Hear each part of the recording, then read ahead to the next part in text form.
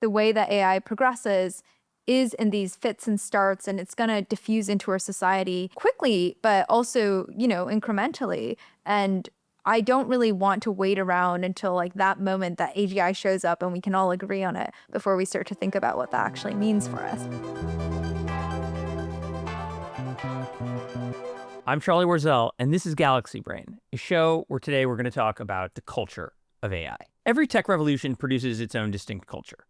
And the vibe of Silicon Valley in its really early computing years was actually very countercultural. There were government contracts that these companies had, but the builders of that moment were influenced by this DIY ethos and publications like Stuart Brand's Whole Earth Catalog, which sought to, quote, change the world by establishing new exemplary communities from which a corrupt mainstream might draw inspiration. Now, the dot-com boom of the late 90s and early 2000s, that was fueled by a different kind of optimism. An optimism that was much more profit-driven, but also buoyed by the novelty of the commercial internet. Carpet the world with cheap technology, and clever hands will put it to work in 1,000 ways never before imagined. That's how Wired wrote back in the time describing the moment. Moore's law boiled down to one word: more. The more you have, the more you use. While traditional economics are driven by scarcity, the world created by the microchip is one of abundance. People saw the internet then, and they felt certain it was going to change everything. And money flowed in aggressively. The big bets of that time were directionally correct, but it was just too much. It was too fast. It was too greedy. Think about the canonical example of the dot-com bubble, which is Pets.com. It goes public in 2000. It raises more than $80 million, only to have to liquidate after 9 months. It wasn't a bad idea, but it was arguably just way ahead of its time. Then you have the social media era, which was defined at first by another set of blinding optimism. You had the nerds in hoodies building billion-dollar companies in dorm rooms. You had the iPhone, which birthed the App Store, from which 10,000 startups bloomed. Zero interest rates meant easy venture capital, which underwrote gig economy apps like Uber and Lyft and helped these big tech companies like Meta become titans. It was, at first, a really bro-y, nerdy, and at times kind of earnest culture. Lots of ping pong tables, keg parties, beanbag chairs. But it ultimately minted billionaires, and it remade the city of San Francisco. And those companies, in some sense, succeeded in rewiring the planet. Today, though, the AI revolution has a different flavor, its own flavor, and one that is defined by the tech industry feeling that they are building something extremely powerful.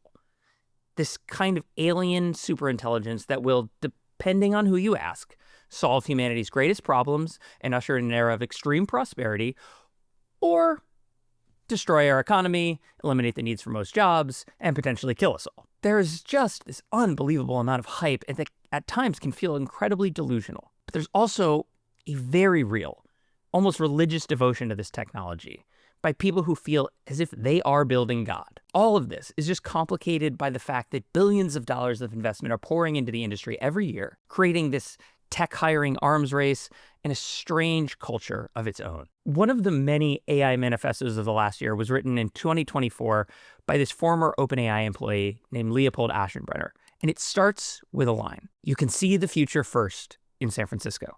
In many cases, he's just expressing a feeling here that tech workers have felt since the 1960s. But in the case of AI, if AI is going to change everything, then it is worth trying to understand the culture that the people building this technology are living in every day. Jasmine Sun just so happens to be chronicling that culture. She's a writer living in the Bay Area who describes herself as an anthropologist of disruption. She interviews AI researchers, tech industry gadflies, and she just has this incredible knack for seeing and describing trends before everyone else. She's also worked in the tech industry as an employee at Substack. And reading her over the last year has helped me understand not just what technologists are building, but why they're building it. She joins me now to talk about the culture of AI. Jasmine Sun, welcome to Galaxy Brain. Thanks for having me. I'm excited.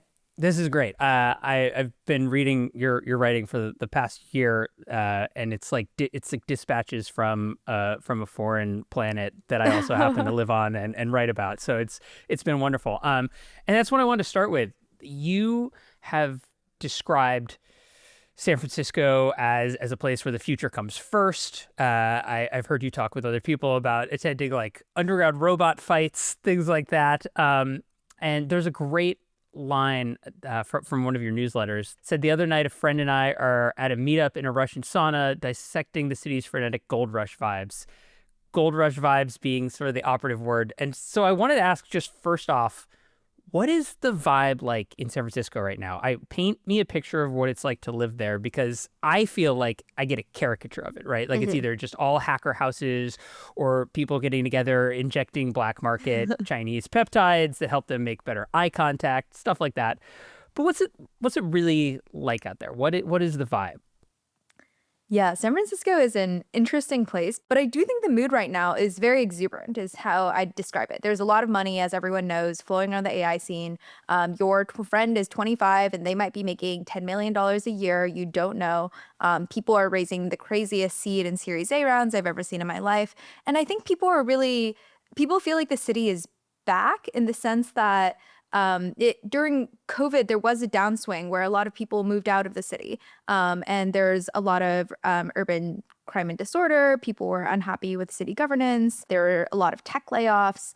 But because the AI boom has sort of resuscitated the city, and we have this new mayor, and people are feeling like, okay, we're back. We're gonna, be doing our stuff again. There's an increasing pride around being like, yeah, the rest of the country is falling apart in many ways. The rest of the world might be falling apart.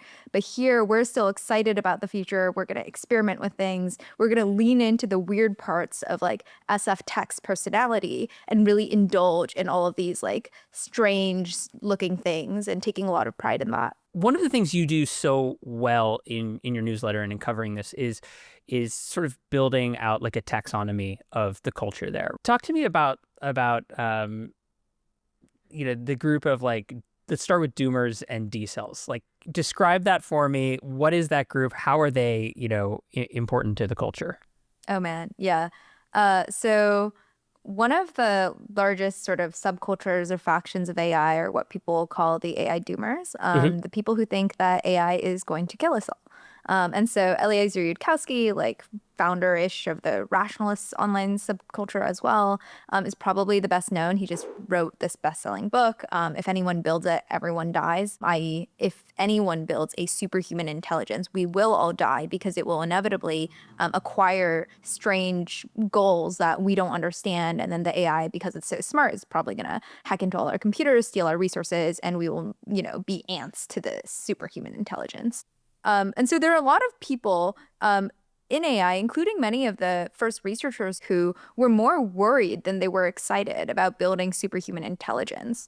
And the reason that they got into the field at all was to understand the superhuman intelligence so that they might stop it from killing us all. Of course, this has gotten quite messy, because now there's a sort of divide within the AI doomers about whether it's okay to work at an AI lab or not. Like, do you want to be the people building the less bad superhuman intelligence, or is working on it at all an immoral thing to do? But basically, it is this very vibrant, world of people who think that rogue AI poses the greatest existential threat to humanity we have ever had.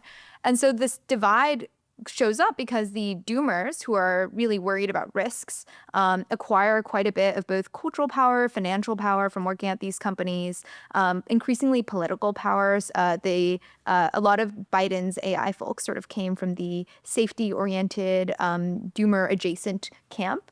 And then, of course, the venture capitalists were like, hey, whoa, we're building this incredible technology. Why are you guys so worried about it killing everyone? Why are you trying to regulate it? And so this sort of gave rise to the Accelerationist front, who put on the label doomers as a sort of pejorative on all of these people who wanted to, pause building AI or impose onerous regulations or things like that.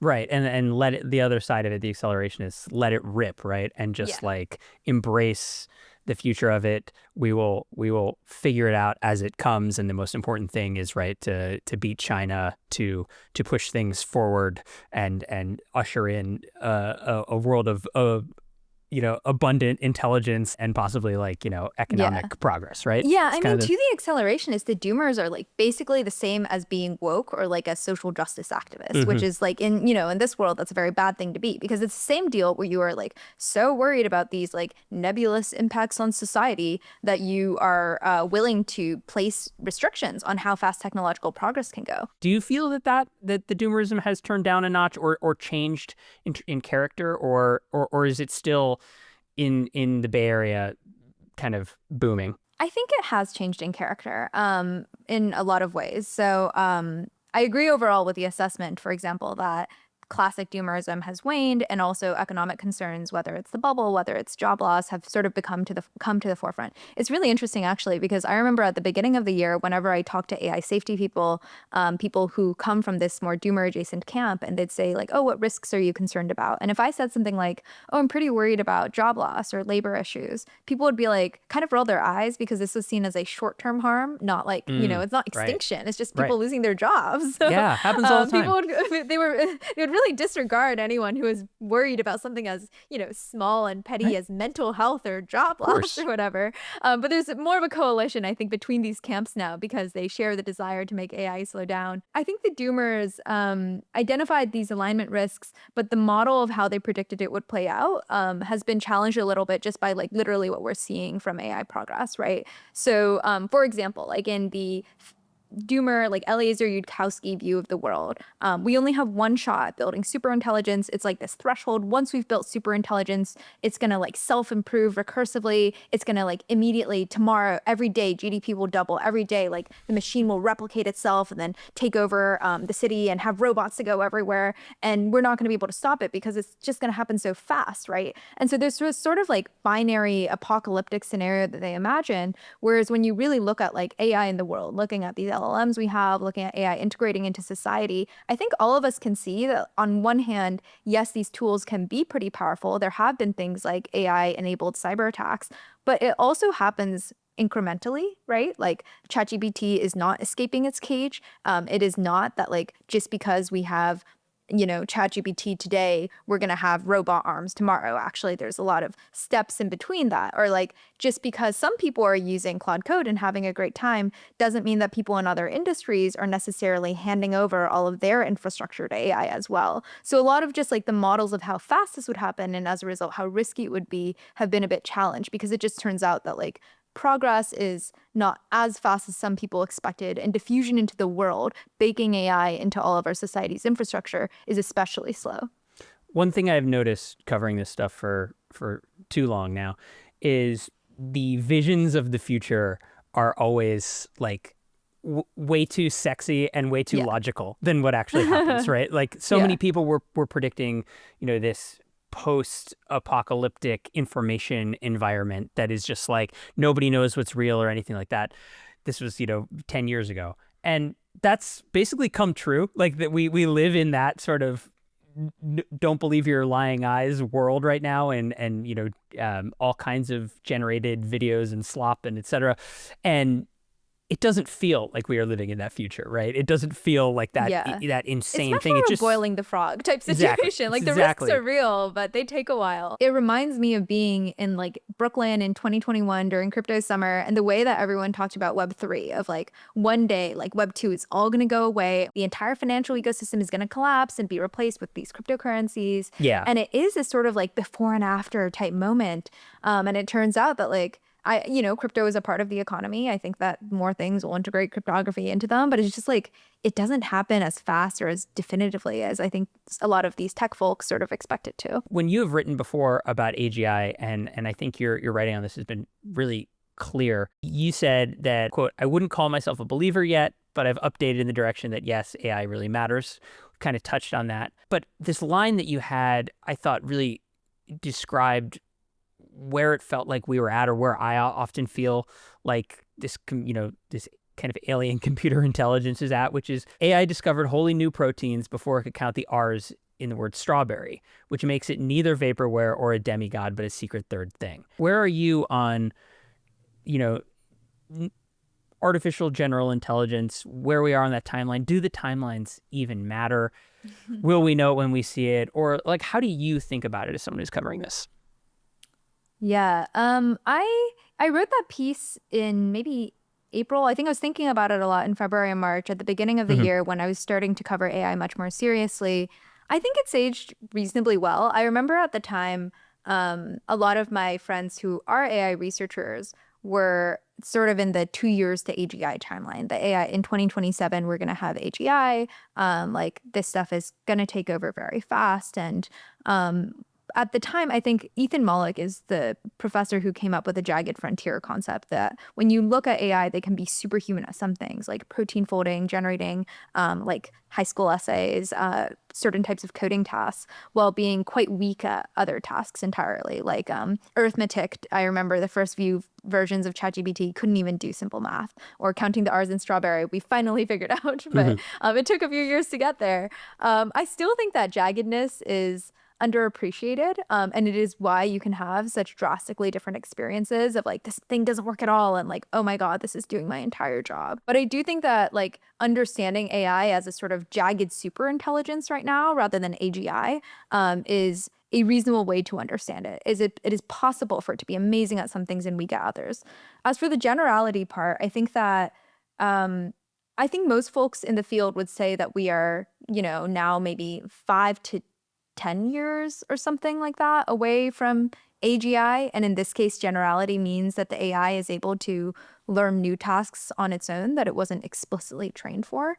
But honestly, I don't personally I don't spend a ton of time thinking about when exactly that's going to hit. I just like Hmm. feel like the way that AI progresses is in these fits and starts, and it's going to diffuse into our society like quickly, but also, incrementally. And I don't really want to wait around until like that moment that AGI shows up and we can all agree on it before we start to think about what that actually means for us, right?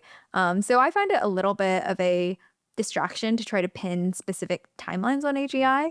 And it's not something I spend a ton of time thinking about. I think to some degree too, it's just it is a little bit buying into the I don't know if it's explicitly the marketing, right? But it's buying into the the narrative coming out of these companies. We have a mutual friend, Robin Sloan. He's a technologist and a jack of all trades, Renaissance human who's dealt with machine learning and can code and do all that stuff. And he wrote a piece very recently talking about AGI and just saying like it's here in the sense that there is a type of intelligence that these models can produce. It is artificial and it is very general in that it can do lots and lots of things with reasonable competency and also mistakes and failures. It's not a replacement for a autonomous human being that can go out and learn things that you didn't tell it to learn and infer things about the world and grow and learn. But at the same time, critics should adopt the mantle of like that's there because it allows you to take this thing seriously, to talk about all of its general use cases and why it's important. Do you agree with that framework? It sounds like it's sort of similar to the way you're thinking about it. Yeah, I think that it is already general in many ways, that you can type all sorts of things into ChatGPT and it's going to be able to figure them out.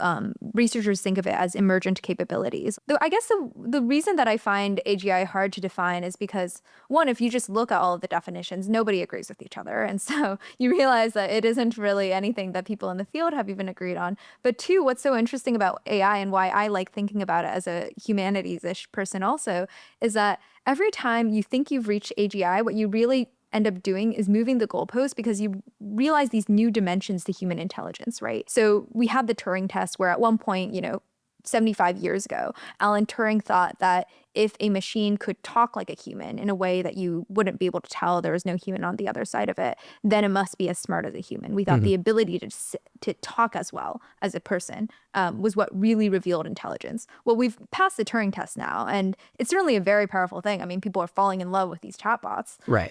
But we've also uncovered all these dimensions to human intelligence that are more than just next word prediction. And so every time AI sort of like passes the threshold of intelligence, I think what we really end up doing is like, it's not able to do everything we can do yet. There must be something else special going on in our brains, whether it is creativity, whether it is generality, whether it is social intelligence that is a little bit different. And so like that's the kind of the process that I enjoy, is sort of revealing these new dimensions to, I guess, human intelligence as a result of the moving benchmark of AGI. I want to pivot here because I want to get a little bit into the politics of Silicon Valley, which you have written about quite a lot and quite well, talking about especially the rise of the tech right. 2023, 24, you start to see this slightly ideological change, but it's really nuanced. And I was wondering if you could kind of walk me through, like, how did Silicon Valley end up kind of aligning, at least from the boss perspective, with Donald Trump and get this sort of, anti-woke sort of rightward ideology? So there was a really illuminating conversation that Mark Andreessen, one of the co-founders of Andreessen Horowitz and prominent Trump supporter in the last election, he had with Ross Douthat at the Times, where he sort of walks through his journey. And I think he was actually being largely quite honest here. During the Biden administration, there are two sort of dominant forces in the Democratic Party. One was taking a pretty corporate accountability type approach, whether that was Lina Khan leading the FTC and pursuing antitrust action against a lot of big tech companies, or whether it was having quote unquote AI doomers, regulating AI and introducing things like the executive order to sort of enforce more civil rights and transparency requirements on these companies, or whether it was crypto regulation, looking at, there are a lot of these crypto frauds going on, FTX just collapsed, we should have a lot more scrutiny of what's going on in crypto. So on one hand, I think the Biden admin pursued a lot more aggressive regulation of tech companies. And then on the other hand, the cultural force of the Democratic Party became, quote unquote, much more woke, right? And so there was a lot more interest in affirmative action, in sort of activism, both at the grassroots level and also within companies at the employee level. And I think the combination of wokeness and regulation just really pushed against some core Silicon Valley values that these people held, because Silicon Valley is generally very happy to be live and let live social liberals. They're really libertarians in a way. They're even okay with being taxed for the most part, right? Like Silicon Valley actually has historically had pretty high willingness to pay income taxes and to redistribute wealth that way. What they do not like is other people telling them what to do, how to live, how to run their companies. And so levels of support for corp regulation or for labor unions is incredibly low, even among Silicon Valley Democrats. And so as soon as you had employee activism movements or antitrust, that was actually the thing that, when the Democratic Party shifted towards, really pushed Silicon Valley leaders like Andreessen away from that. And then, of course, I think part of it is just some people making a rational calculation that we all know that Trump is a very personalistic president who cares a lot whether you sit with him at the dinner table and you give him a call and you're nice to him. And so I think for other CEOs, they were just making a logical transactional decision to support him for those reasons. But I think for a lot of folks, it was this sense that they felt that they had been abandoned by a Democratic Party that was no longer the party of live and let live, you have freedom, you do you, and much more of a, we are going to police you if you have wealth, we are going to enforce DEI requirements, we are going to support the employees who want to put restrictions on all of the amazing technological things you've created. You've written that in terms of, the ideology of a lot of these people, it's a little less left to right than it is accelerationist, decelerationist, right? That people are perhaps really just up for whoever's going to let it rip and live and let live, as you said, and build and prioritize innovation, whatever that means. Do you feel like that's still true now? Like, do you feel like that's the right way to think about this divide, or do you think that now this far into Trump 2, I don't know, does the left or right of it play more of a role as the politics of the Trump administration are becoming like harder, I think, probably for anyone to ignore, right? All the stuff happening with ICE, all the geopolitical considerations now with Venezuela, et cetera. Do you feel like it still is, though, like talking about politics in the Bay Area is kind of cringe? Towards the end of 2024 and the beginning of 2025, it was like tech right on top, right? People were really excited about the Trump admin. They thought that maybe Trump was going to invest big in AI. He had promised at one point to like give a visa to any college graduate or something like that. He was seemingly pro high skilled immigration. Elon was helping out with Doge. People were very excited. And then as you know, the tariffs rolled in. That was very unpopular with business leaders. There's been a big crackdown on H-1B visas and high skill immigration. That's very unpopular with tech leaders because they rely on those immigrant workforces and all of these other things, like taking a 10% stake in Intel. Like that is not sort of the free market politics that a lot of these people were hoping for. And so I actually think a lot of the tech right feels a little bit embarrassed or in retreat. But rather than sort of becoming Democrats, because the Democrats have sort of given them no reason to have much faith either, is I think Silicon Valley is more than ever doubling down on its identity as being a nonpartisan sort of center of progress. Like SF to sometimes feels like the only place in the world almost like insulated from crisis. People talk very little about ICE. People talk very little about the Gaza conflict. People don't want to talk about politics because it feels messy and out of control, and they would rather focus on the things that they can control and sort of like, we are going to shake off the excesses of both the left and the right and just do our own thing. And so my sense is actually that people in tech have become more enthusiastic about adopting this nonpartisan progress accelerationist orientation, the more that the Trump admin has sort of spooked them a bit with its excesses. I wonder how this pairs at all, if it does, with another thing you've written about. You've called it this the Donald Trump school of marketing, this kind of vice signaling, right? This very, very provocative, very in your face kind of way of talking about the products that people are building. Like, how do you think about all of that? Because it does feel interesting if there's this, isolationism, right? This accelerationist isolationism, and we're just not going to do that.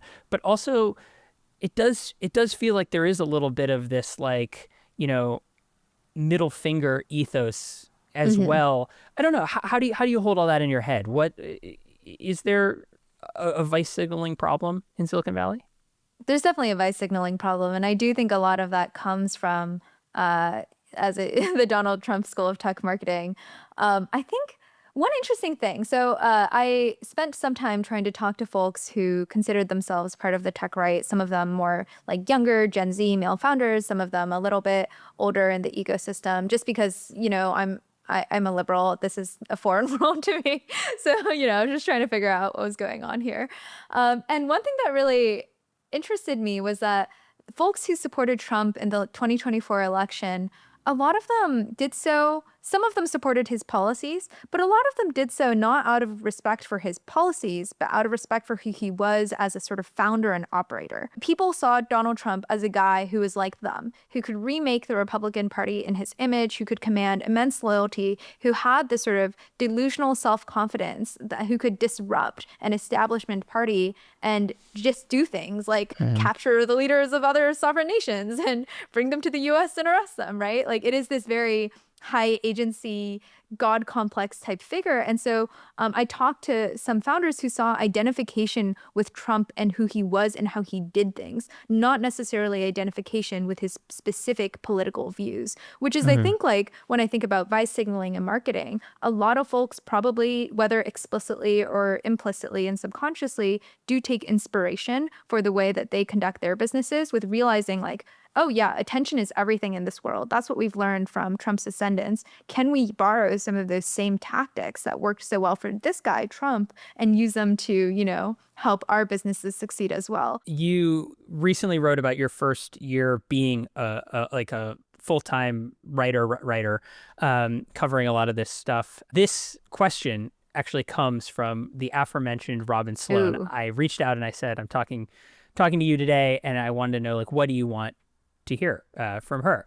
And he writes, she's obviously someone who takes writing and reading seriously and is a careful, rigorous observer of the weird present, like very clearly interested in digging into the anthropological, emotional truth of it all, someone who is not interested in comforting platitudes. So I want to know whether she believes, in her heart of hearts, is the future of writing, the future of the book, is Jasmine Sun part of the last generation of writers? And if not, why not? Whoa, that is such a Robin question. That's It is. so It is. existential.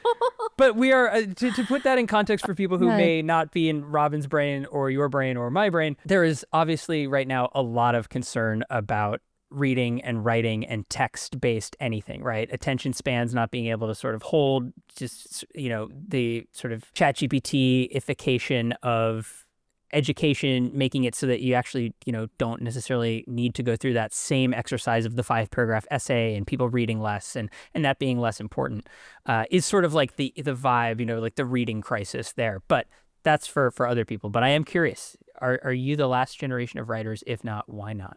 I don't think so. I have gone back and forth on this question a lot this year. I have experimented with my share of video podcasting, a couple forays into short form video.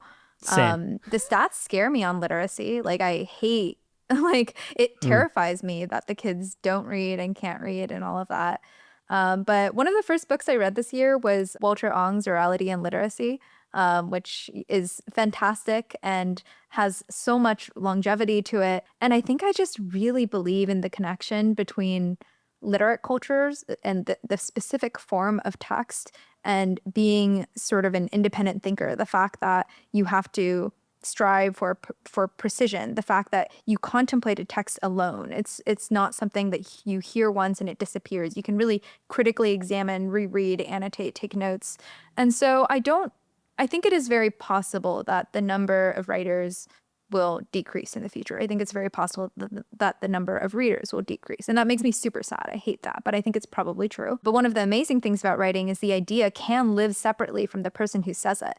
And that's why you can have new ideas come from all sorts of places, from people who don't have authority and credibility or might not be really charismatic and have the sort of presence that can still change the world just because it's a really good idea. And that idea can spread from person to person, morphing within each person's mind because, again, it is able to be detached from the host. So I do think that there are these special properties to writing. Maybe the last thing I'll say on this is I had this conversation that with a sophomore in college, a Berkeley sophomore who I met at that AI conference in December. And he came up to me and he was like, Jasmine, like, I love your writing. Like, it's so awesome, blah, blah, blah. And I was like, oh, thank you so much. And I asked him, are you a writer as well? Do you also write? And he says, like, you are so lucky you went to college before ChatGPT because, like, you can write and, like, I'm just screwed. And I was like, what? And he was like, well, man. Because I'm never going to learn. And then he said, I do have a blog. I have a Substack for my friends. But I wrote one post with ChatGPT and it mogged all the others, which in Gen Z speak is that it got more likes than all of his human written posts. And this made me really sad. And I thought about it for the next few weeks. And I told him, I was like, well, I think you can keep writing yourself, da, da, da, da, da. I do think it is terrifying maybe to be a young person who is still learning what their voice is and to have that experience of AI being quote unquote better than you. And to not be motivated to close that gap, to not be motivated to find your voice anymore. But I will say that I think like the day after Christmas or something like that, he sent me another message on Substack and he was like, hey, I just wrote another post. You should read it. Totally human written. It was great. He's actually a great writer and it made me very happy. There's no better way to close out a video podcast than to say, the writers will live on, and we hope that. But I know your writing will live on. And I will be reading it. We will be linking to it here. Jasmine, thank you for coming on and talking about the culture of Silicon Valley for me. Thanks so much for having me. This was super fun. That's it for us here. Thank you again to my guest, Jasmine Sun. If you liked what you saw here, new episodes of Galaxy Brain drop every Friday. You can subscribe on The Atlantic's YouTube channel or on Apple or Spotify or wherever it is that you get your podcasts. And if you want to support this work and the work of my fellow journalists at The Atlantic, you can subscribe to the publication at theatlantic.com/listener. That's theatlantic.com/listener. Thanks so much, and I'll see you on the internet.